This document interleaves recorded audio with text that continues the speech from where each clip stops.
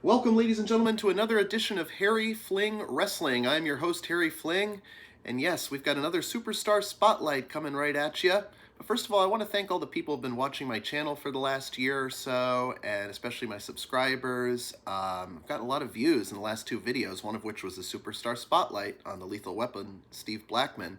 And thank you from the bottom of my heart. I really appreciate you taking the time and watching them and, commenting or liking. Even if you didn't, that's fine too. But it means a lot for people to watch the content I produce, and I hope it's some knowledge I can bestow upon somebody and share and discuss. So that's all. With that said, we have another superstar spotlight, but this time we're going to talk about one of the greatest female professional wrestlers of all time. And who might that just be?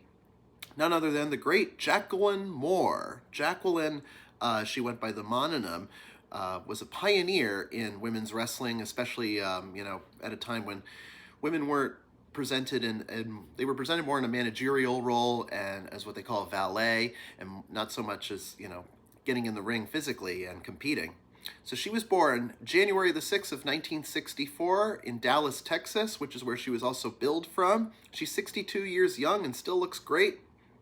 At one point she said she wanted one more run with WWE, but maybe that was just, kind of a half-empty promise because it hasn't happened yet, and we'll see what happens. Only time will tell. Jacqueline, I actually met her in 2015, about 11 years ago at Legends of the Ring, and despite her tough exterior and her grit and determination that she always showed, and she was renowned for it in a positive way, she has she's one of the most down-to-earth people you'll ever meet in the business and talk to, and you can feel it, the warmth, when you interact with her. And certainly we had a nice chat. I had a picture of her, but it's, on my old computer, which for some reason I can't unearth the files. It's, got to take it to the Apple store, get it looked at. But I remember in our discussion, I was asking about the infamous Stephanie McMahon match, and he's like, a lot of people keep asking me about that, and, it was what it was, and yada, yada, yada. So just a quick little chat about that, and we got a nice picture, and, I felt like I met one of the greatest people in the business, so, and she really was, and a very underrated competitor. I thought Jacqueline's career in WWE could have been much more than it was, and, give her some more feuds to work with and more, give her more of a push, I guess, in the division. And a two-time women's champion, which is great, but I felt there was more that she could have offered. So without any further ado, let's get into her career. So she was trained by the late Skandar Akbar, and debuted in the pro wrestling world in 1988. So about 38 years now she's been competing. She got her feet wet in the USWA, the United States Wrestling Association in Memphis, and was a 14-time USWA champion. She fought against the likes of Luna Vachon, probably Medusa, other women that were prominent in the 90s that were actual wrestlers, women from Japan, certainly. She also later on competed in Herb Abrams' UWF, you remember, the Universal Wrestling Federation, which was a big flop. If you ever watched the documentary from like season 1 or season 2 of Dark Side of the Ring, Herb Abrams had a really bad coke addiction and certainly ruined his finances and his career and his life, took his life too. So, yeah, he went down a bad path. Now, Jacqueline competed in UWF simultaneously with her career in USWA, and this was in 1994. So it was actually around this time that she was called up to the World Wrestling Federation and it was a very brief stint. I don't even remember it, and I haven't even found any tape of it, but maybe there's some footage on YouTube I could find. It was late 1993, actually, bleeding into early 1994. She was supposed to be the manager for Double J, Jeff Jarrett, and even appeared in his vignettes. Remember when he'd be walking around Memphis and near the Grand Ole Opry talking about all these famous country singers and how he's better than them, and then he'd smile with the tooth, ding, like that. She was supposed to be a manager for him, or spokesperson of some sort, and then there was some unknown injury, which still is undisclosed as of the time of this recording, that we don't know about, which caused her to leave the company in middle of 1994, actually early 1994, before, right as Jarrett debuted on television in the ring. So she never made it to ringside with Double J, but certainly appeared in the vignettes. But before long, she went back to wrestling again in Smoky Mountain Wrestling this time, owned by Jim Cornette. And it only lasted a month because by the time she got there in October of 95, Smoky Mountain Wrestling folded in November of 95, and therefore her short stint was up. So our next adventure led her to WCW in 1997, where she was the manager for Kevin Sullivan, and the two of them feuded with Chris Benoit and Woman. Woman, as we all know, was Nancy Benoit, Nancy Toffolani. Oh, it's so sad to talk about it because, almost 20 years since it happened, the Benoit tragedy, double murder suicide. But anyways, Kevin Sullivan and Chris Benoit did have real heat over, Nancy leaving Kevin for Chris. Jacqueline certainly added fuel to the fire, becoming the new mistress for one Kevin Sullivan. And Kevin Sullivan was such an interesting character, an interesting dude to say the least. He's really far out there, this gimmicks, especially with the Dungeon of Doom with Hulk Hogan and that whole crappy showdown. She stuck around with Sullivan for a while, and I think they just went, they just kind of went their separate ways without no real explanation. And then again, I didn't watch a whole lot of WCW at that time. My brother would probably have better knowledge on that than I would. We flipped through the channels between Raw and Nitro back then, but that was as far as my knowledge got. So I'm a little bit fuzzy there. Excuse me. But also, Sullivan wasn't the only man she managed in the company, because she also managed the tag team of Harlem Heat and Disco Inferno before departing WCW altogether in 1998. I guess she felt, the women's division never really took off in WCW. It was like the spring of 97, you had Medusa, because she was a Lunder Blaze previously in 95 for the WWF, and a couple of women from Japan, many of which you would have seen at the 1995 Survivor Series, like Kyoko Inoue, Saki Hasegawa, Chaparita Asare, and even a young,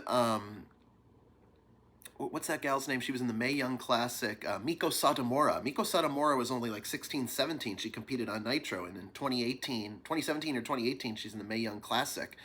So, coming full circle here, I'm like, oh my God, she was that young when she competed. I guess in Japan you could start young. But she was in the States, and they had a women's title, and there were only like 2 champions, and that sort of faded out. So I think Jacqueline was a little upset at not being able to get in the ring physically, because, she's a 3rd-degree black belt, no less, too. So she's got a lot of martial arts training. And for most of her career, she got very physical with the guys in the ring, and not just outside the ring, but in the ring, too. Mixed tag matches and such. So she could go with the best of them, including the opposite sex. And once she left WCW, she made her way to the WWF, where her career really took off. In June of 1998, she was the manager for Marvelous Mark Marrow, aided him in his feud with Sable. Mark Marrow and Sable were a real-life couple, but they divorced in real life in 2004. But they were still together all this time, but Marrow was jealous of Sable because she gained a lot of popularity in his absence when he had a knee injury the year prior. And there was that match at Over the Edge where the loser has to leave the company. Loser leaves WWF. I think that was the stipulation, at least on Sable's end, if she lost. And Marrow pretended to give her a hug to reconcile, only to roll her up for the 1, 2, 3, and Sable was out. The next night, Jacqueline debuts on Raw, and she's the new girlfriend for Marvelous Mark Marrow. So they feud throughout the summer, Sable and Jackie do. And the feud got so hot, quite literally, because first you had Fully Loaded 98, the bikini contest, and back then it wasn't like, later on when every single week you'd see these bikini contests and it was just a fan vote, and it just, it felt kind of shallow for the women to be doing this because they're so much better than that. And of course you had Sable, who wasn't really trained as a wrestler, so I guess that's their excuse. So Jacqueline had on this bikini that was red silk and red leather boots, high heel boots. She looked great in it, fabulous. Sable tried to one-up her. First she comes out looking very conservative with a trench coat on, then takes it off like this was Mr. McMahon's idea of conservative. Here's mine. Takes off her top. Whoa! She had hands on her boobs. I kid you not. I'm 9 years old and I'm watching this. And when I say hands on her boobs, they're painted on like this. And my goodness, so rightfully Sable did not win that match because it's a bikini contest, and that's not a bikini, that's just body paint. It's not a body paint contest. Come on now. So Jacqueline rightfully won. Mr. McMahon got involved because it's like the storyline was that McMahon hired her back, but she had to work under strict pretenses, including conservative dress or something like that. So I like that they actually played along with that, because that's something in later eras, little tidbit storyline thing that would go forgotten. So the logic actually made sense. So I only got rehired because of Mr. McMahon, and I have to follow such and such rules or whatever the shitty deal was. Because these retirement matches, of course, are a complete farce. And it wasn't really a retirement match, but she was supposed to be out of the company, kayfabe, but everything changed tenfold. So Sable's back, and she and Jackie are feuding, But it gets to a point where the feud gets even hotter that they bring back the World Wrestling Federation Women's Championship that Alundra Blaze threw in the trash can on Nitro in December of 1995. So it had been garbage all this time. Finally, it got revived. Blaze pulled it out of the trash can in her 2015 Hall of Fame induction. But that's neither here nor there because we're talking about Jacqueline. So it was Raw, taped on September the 15th, 1998. And Sable and Jacqueline were competing for the vacant women's title. Jacqueline won with help from Marvelous Mark Marrow. He grabbed Sable's ankle and allowed her to cross body into the ring and pin Sable, and Sable couldn't kick out. And he cheated, and so did she. She cheated basically too. 1, 2, 3 of a new women's champion, but get this. I don't remember this from having watched it when I was 9. I'm watching it with my brother that night. And there was no physical championship belt to give Jacqueline. So she won. She's celebrating. I'm the new women's champion, but nothing to hold. What does she have to show for it, basically? I mean, it's like the belt wasn't made readily made in time, and that's WWF's fault. That's management's fault because they should have thought of that. If you're gonna have a match for a vacant championship and you don't have a physical belt to show for it, what sense does that make? Come on now, it's very misleading, and it's not like they said #1 contender. There was no contendership said at the beginning of that match. It was not stated that this was for contendership purposes. This was for the belt. And you don't have a belt, that's your own goddamn fault. So I think she went like 2 or 3 weeks without a belt, and finally they gave it to her. It was the design used from 1998 to 2010 when that women's championship was retired. It had this orange snakeskin back, and it had a small gold plate with red lettering, women's champion on it. And then it had a nameplate in the Ruthless Aggression era when they changed the company name to WWE. So Jacqueline, yes, she's the first African-American women's champion in the WWF. And there's been many in WWE since that time, many ladies who are of color. And whatchamacallit, she was a pioneer, a trailblazer to open, the women's division up to women from all around the world, basically. And, women of different classes, I guess. I don't know. So she broke barriers in a lot of ways and just gave opportunities for people, even today as we speak. So Jacqueline had one notable title defense on Sunday Night Heat on October the 11th, 1998 against one Starla Saxton. Bet you haven't heard that name before, or maybe in a long time if you've been watching for as long as I have. Starla Saxton was better known as Molly Holly. You remember Molly Holly, Nora Greenwald, 2021 WWE Hall of Famer. If I said 2018 in the last video, I mean 2021. That was a faux pas by me. So they had a nice match on Sunday Night Heat, and I remember like Shane McMahon was on commentary. Oh yeah, that's what's going to happen tonight here on Sunday Night Heat, alongside Jim Cornette. And Jim Cornette's like, well, now the women's championship has been restored. Women from all around the world are coming after Jacqueline's title. Well, Starla Saxton's Molly Holly's from Minnesota, so I don't know if all around the world is the right context for this match description. But in any event, I get what he's saying, but it's not like we had, women from Japan, women from England coming over to compete, challenge her on a weekly basis. That should have been the case, though. That actually would have been so interesting, but I don't think Vince McMahon nor Vince Russo, to a lesser extent, wanted to go in that direction. It was all about the brawn panties and the cat fights and stuff that the women don't need to be doing, because they can actually do better and wrestle in matches. Like I said, some of the matches I see today in WWE, the women can more than half the time have better matches than the men. And it's a shame at WrestleMania just this year that their matches had to be cut short because of goddamn advertisements, which I can talk about in another video, but I felt they were hindered by that, and so that really sucks for them. So, all right, so it wasn't long before Jackie then dropped the belt to Sable at Survivor Series 98, and that sort of ended the feud between Sable and Mark Marrow once and for all. And it wasn't long also that Jackie and Mark Marrow were at odds with one another. So, once she lost the belt, Marrow, I guess, sort of mistreated her and kind of walked out on her, and he started losing a lot of matches, as did she. So it led to Jackie forming a female group with her friend Terry Runnels called PMS, Pretty Mean Sisters. I talked about that group when I talked about Terry's potential induction in the WWE Hall of Fame in the last video, so I'm not going to get into PMS too much in this video. So they were basically set out to take on all the men who wronged them in their lives. or in their WWE careers as we're talking, such as Mark Marrow, Goldust. When Terry Runnels was a Goldust, she was Marlena. And Val Venus, because Val Venus and Terry Runnels were an item at one point. She claimed that they were pregnant. We're pregnant! It's over! PMS were also associated with D'Lo Brown and Mark Henry, the leftover members of the Nation at the time, with nothing better to do, until a miscarriage angle happened, ending their association. So Terry claimed that she was pregnant from Val Venus and carrying Val's baby. It was so much Jerry Springer shit. I'm just glad they don't do that now, but I actually wouldn't be surprised if TKO wanted to go in that direction, but I don't like this Jerry Springer stuff. Not for wrestling. And especially disgusting that they had to use miscarriage, which is a very real thing that women go through, and I've known some women that have actually miscarried and wouldn't find this funny in the least bit. The angle was D'Lo knocked her off the apron, and she was, 3 months along, and then the doctor, did a check and said, oh, Terry's lying. She's actually not pregnant. So that's what ended the association between PMS and D'Lo Mark Henry. Never bring miscarriage into this or anything like that. It's bad enough, and it was even worse, exacerbated in 2004 with Kane, Lita, and Snitsky and that whole thing. So, after the association with D'Lo Mark Henry folded, Ryan Shamrock eventually entered the fold as a third member of the Pretty Mean Sisters, and they recruited their own male sex slave by the name of Meat, who's none other than Sean Stasiak. Go watch my Superstar Spotlight on him to learn more about Meat. But then Terry became more infatuated with Meat, exhausting him with sex for hours and hours before his matches, and that's why he kept losing. He looked fatigued. Jackie had enough, so the group disbanded. Ryan Shamrock left the company. So Jackie soon found her way back to the women's division, competing for the championship, as well she should. I'm glad she finally finally left Terry.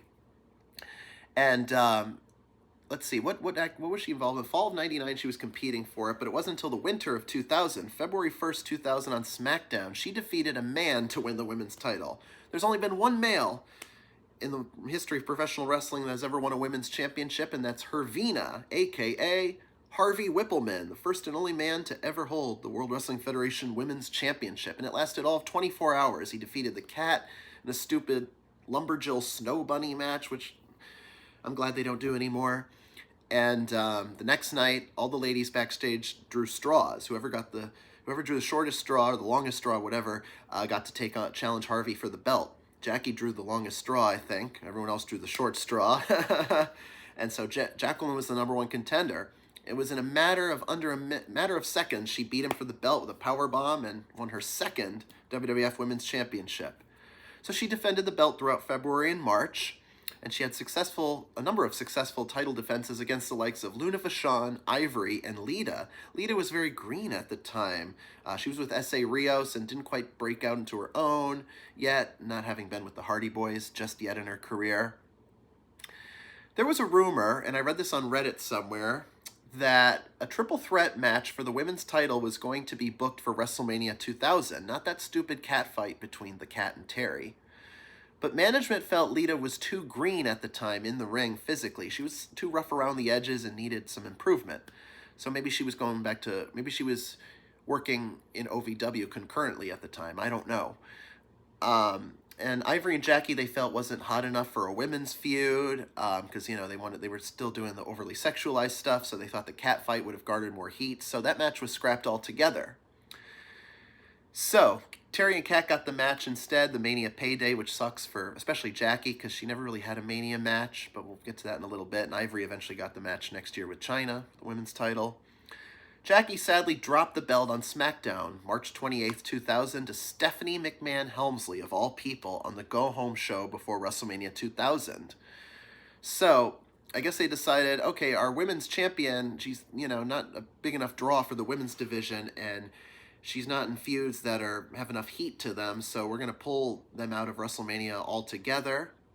And so we're going to put the belt on somebody who's an even hotter character. And Stephanie McMahon Helmsley was probably the hottest female character at the time. And the women, sadly, weren't featured more prominently in the ring back in the year 2000, as we know. So Stephanie was, in kayfabe married to the WWF champion, Triple H, at the time. They hadn't tied the knot officially yet. That wouldn't be until October of 2003. But, they were an on-screen couple, kayfabe married, and she was the hottest female character, and the fact that she did this complete 180, the sweet little daddy's girl to complete monster overnight was just amazing. And Stephanie McMahon Helmsley, you didn't want to cross her path twice and get on her bad side, let's just say.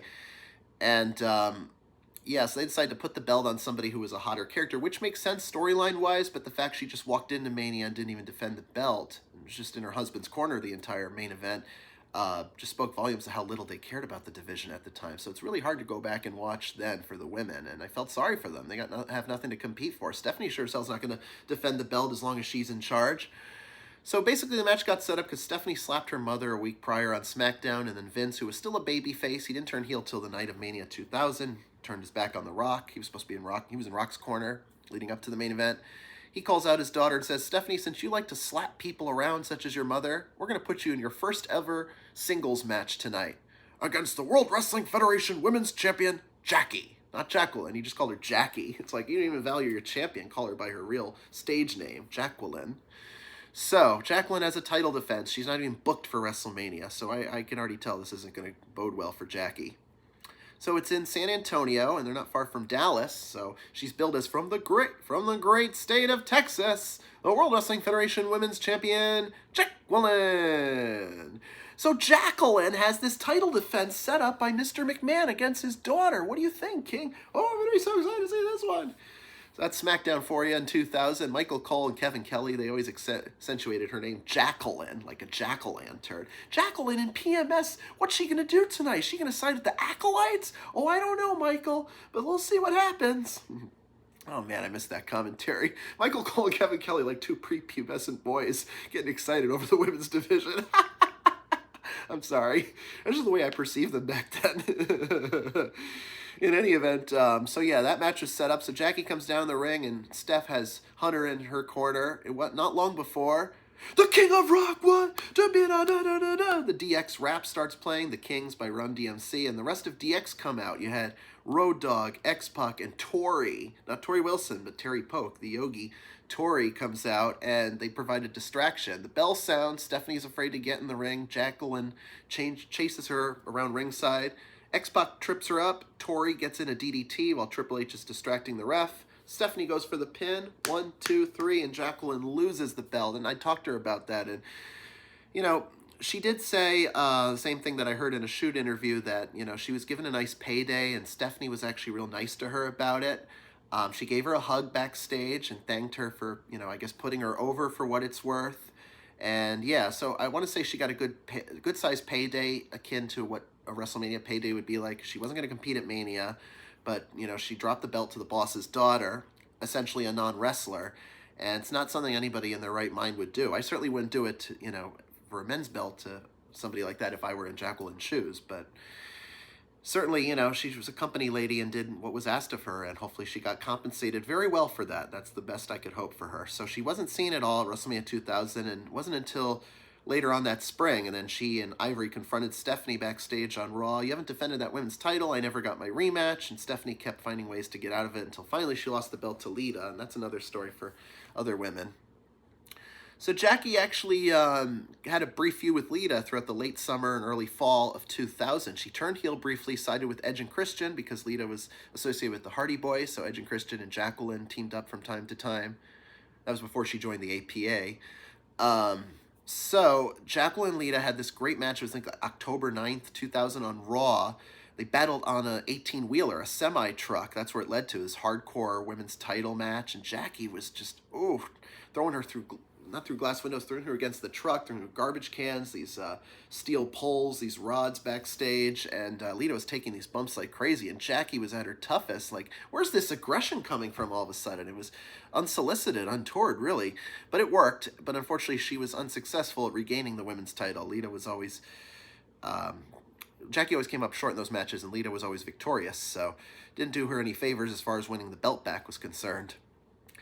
But Jackie did get a decent WrestleMania appearance, I'm happy to report, at WrestleMania 17. Now, she wasn't booked in a match, but she was in the corner of Taz and the APA as they defeated the Right to Censor in six-man tag action. That was Val Venus, The Good Father, and Bull Buchanan. Steven Richards was in the corner of RTC, and Jackie was in the corner of the opposing team. She got a spot in the middle of the ring. She got to DDT Steven Richards in the midst of all the chaos of the in-ring action until finally Bradshaw did a clothesline from hell on Goodfather to secure the win. So, glad for Jackie. In her home state of Texas, she gets to walk out of the Astrodome in front of 67,000 fans. Even if she's not in a match, she gets that Mania moment, so at least I can count that. And if you want to count this one, like, technically it was Sunday Night Heat, she was the referee. She started refereeing matches later on in 2001, and she refereed the six-man tag. I think it was like Mr. Perfect, Lance Storm, and Test, and they lost to Rikishi, Scotty 2 Hotty, and Albert. And yeah, she refereed that match, and the babyface team of Scotty, Albert, and Rikishi won, and then they all danced like Too Cool used to after matches, and she was at the Skydome then. Sadly, she didn't get WrestleMania 19. She should have been in that triple threat, and it could have been a fatal four-way with Jazz, Victoria, and Trish. Actually, speaking of Trish, one of her first title offenses was Vengeance 2001 against Jacqueline. I guess they hadn't started any feuds yet, so they just put Jackie in the match, and Trish won surprisingly with a backslide, and it was a clean victory, and Jacqueline shook her hand after the match, and that was that. So, class act by both women, which was very rare to see at the time. And after that, she just kind of petered around.